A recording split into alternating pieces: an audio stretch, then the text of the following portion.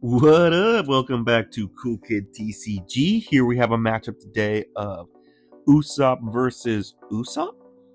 We got the mirror going. We're gonna keep this hand. We got stage. We got a Rebecca. We lost the dice roll. We are going second. So I feel like you want to go first in this. I think whoever can get the Rebecca out, Rebecca Kiros, whoever can see the most pieces of the really cool combo with the stage, um, Rebecca and Kiros. I think he's probably going to win.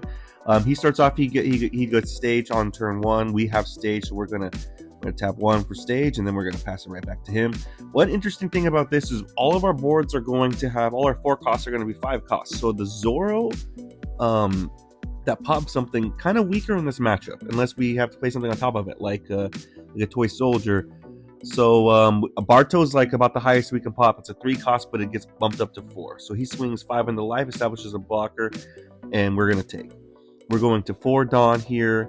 We could establish the Cavendish, or we could establish an Adeo blocker and swing 7. We're gonna go with that. We're gonna swing 7 into life, see if he gives us the block what he takes, and then we're gonna tap 2 for an Adeo blocker. So now we are at 5 cards in hand, I believe. Actually, no, we're at 6. So we can't leader effect off the Adeo blocker. That would be an ideal play, but we do have a blocker in case he swings big again. He's going to tap 1 for a Leo Searcher, rest stage. And he's going to search top 5, grab 2 Dressrosa cards, and then eventually pitch 1 card from his hand. Looking at our hand, we do have Rebecca and Kiros ready to go. We have Cavendish ready to go as well. So he's going to grab King Kong Gun and a Frankie. And then we're going to see what he pitches. I guess he forgot to pitch. But yeah, then he's going to swing 5 into life. We're going to block. And then we're going to go up to our 6th on turn. Again, next turn, he's going to probably Rebecca Kiros us. He has the Frankie. Oh, he established the Frankie as well. He has 2 blockers. We're going to tap 4, rest stage, get pop his Bartolomeo blocker. Might as well clear one of his blockers as we can. But if we do swing, he could just bring that back with the Frankie. So maybe a slight miss sequencing. Maybe we should swing 7 first. No, not necessarily, because yeah, I don't know. We're going to swing 7 life. We have a decent amount of cards in hand, so our leader effect's not going to be live if he somehow pops our Zoro. He gives us 2k, 1k.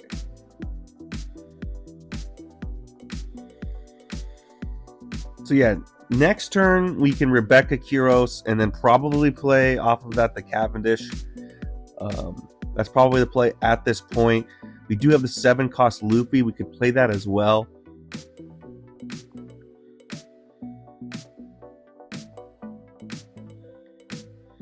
He plays Rebecca, tap 7. He gets to draw a card. Now he's going to play Kiros. He's going to eventually bounce that Zoro back to hand. He does get to play another rested 4 cost.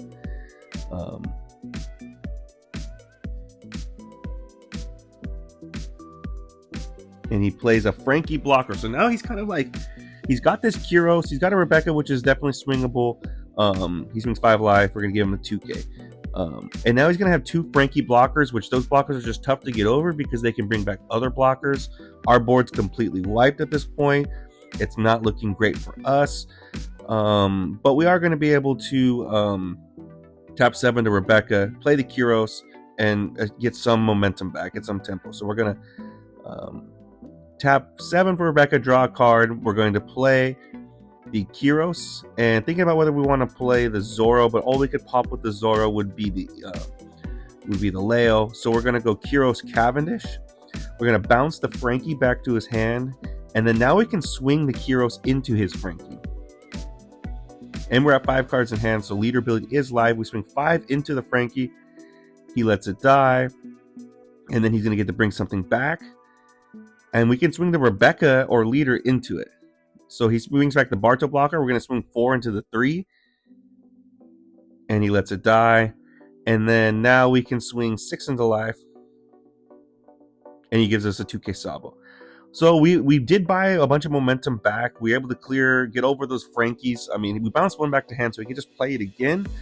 But yeah, then we cleared the one, and we also cleared the card it brought back with the Barto. So feeling good about this. Plus, leader ability is live if he swings into something.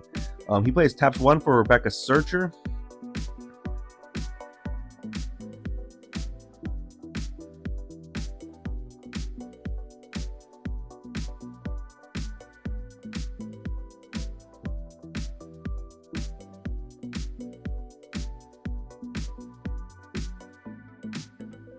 So yeah, now the only really, I mean, he could play like another Kyros, for example, and bounce back our Cavendish and then swing that Kyros into our Rebecca or into our other Kyros.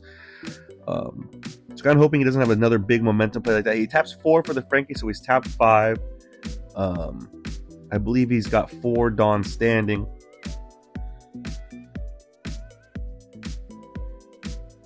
And then he's going to tap another 4 for a Cavendish. He's going to swing 6 into the Rebecca. We're going to let it die, and we get to draw a card from Leader Effect. We draw a Rebecca Searcher.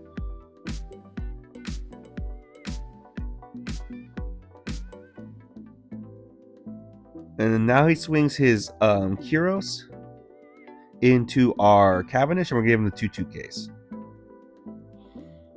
We tapped. We draw another Gum Gum King Kong gun, or maybe that was our first one actually.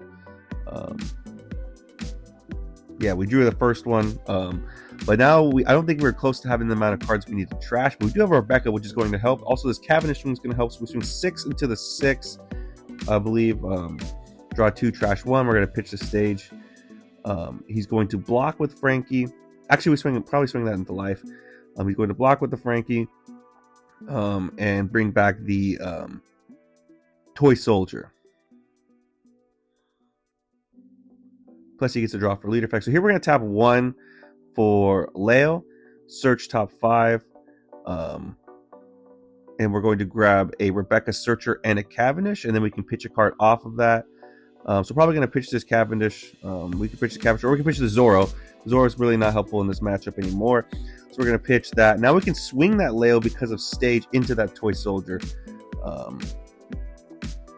And then now I'm going to counter trash 1, 2, 3, 4, 5, 6, 7, 8, 9. So I'm thinking to myself, like, if he has a King, I know he has a King Kong gun. This could get pretty ugly pretty fast. I think my only hope here is I need to fill trash up. So I'm going to Rebecca. I can only grab the Adeo blocker. We're going to put 2 more cards into trash, so we're at 11. We have 8 standing Dawn, and I think the idea here is we are going to play the 7-cost Luffy. Hope we get to 15. We have another Rebecca Searcher, so that could get I think we're at 11 cards in trash. That could get us up to I mean, we could choose not to draw anything. That would get us to 14. But we can draw another King Kong gun, or we can draw the 2K. We can get to the King Kong gun. So now 1, 2, 3, 4, 5, 6, 7, 8, 9, 10, 11. We're at 13 in trash. So we're definitely in range of getting that for next turn. Probably don't want to do it this turn. But we're in a situation where I'm thinking about whether to put Dawn on things and swing accordingly. But I'm thinking what the move here actually is to play the 7-cost Luffy and try to win next turn, where I can King Kong gun it and restand it. So we're going to swing this Kyros into his Cavendish. Let's just get clear of that. Maybe this swing should be into life. But yeah, now we're going to swing. We have just leader swing left. So 5 life. He gives us an Adeo blocker counter. And then we're going to tap 7, and we're going to play the restand Luffy. And by doing so, we're going to play over one of the Rebeccas. So that goes to the trash. So now we have 14 cards in trash. As soon as we play a King Kong gun, that counts as the 15th card in trash. Even though I'm going to use it as equip on one of the characters, if I were to play it, it counts as in the trash. So as long as we have 14, we do satisfy the double attack for King Kong gun now. And we have 5 cards in hand, so leader ability is live. He's going to tap 4 for a Cavendish. and tap another 1 for an Adeo searcher. Excuse me, not an Adeo, a Leo searcher. Search top 5. But yeah, as long as he doesn't have something to, as long as he doesn't incredibly block her up, which he hasn't at this point. He's used 5 Dawn. I'd like to keep the Kyros alive as well. Everything else might just have to die. But the Kyros and the Luffy's how I would go on to win this game, I think. I'm worried about surviving this turn as well with no blockers. But he has used 5 Dawn. So at this point, I'm feeling relatively strong about my chances of surviving this turn. He's going to swing 6 into the 6. I'm thinking about whether to counter out, but I don't have a ton of counter. I think I have like a 2k, 1k. And I'm worried about if he dawns up on that Kyros and swings.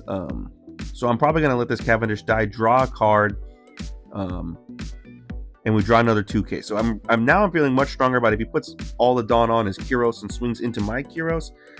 I think he would have, that would be the only way I could kill my Kyros. Because I think we have 2 2ks and a 1k. And he has 5 standing Dawn. So as long as he doesn't do that, we should be good. Now he puts 1 on and swings 10 into it. So we can give him 2k Sabo. And now he has 4 standing Dawn. He's going to put... He's thinking about whether to put a Dawn on Rebecca. He's going to end up tapping 3 to play over the Leo blocker, or the Leo searcher he just played to play a Bartolomeo blocker. And then he's going to put 1 Dawn and swing. He swings the Rebecca into the Leo to clear, and now he swings 6 into life. And I'm going to take. We're going to go down to 2 life. And now here's where I think he only has like 3 cards in hand. I think I have a chance at game here, depending on how I do this.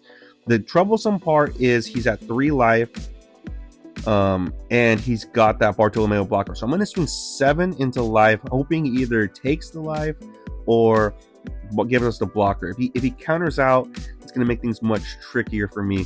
So he does take. So now what I can do, so I'm counting just to make sure. I'm going to be at 15, I believe.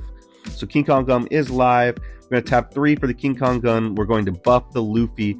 We're going to swing. This is now has double attack. We're going to swing 13 double attack at life. So what I expect him to do is to give us a blocker, which is what he does. But we can restand this Luffy. But now I have the sequencing slightly differently because I have to play my second King Kong Gun now, which I'm going to do onto the Kyros. So he gets +6.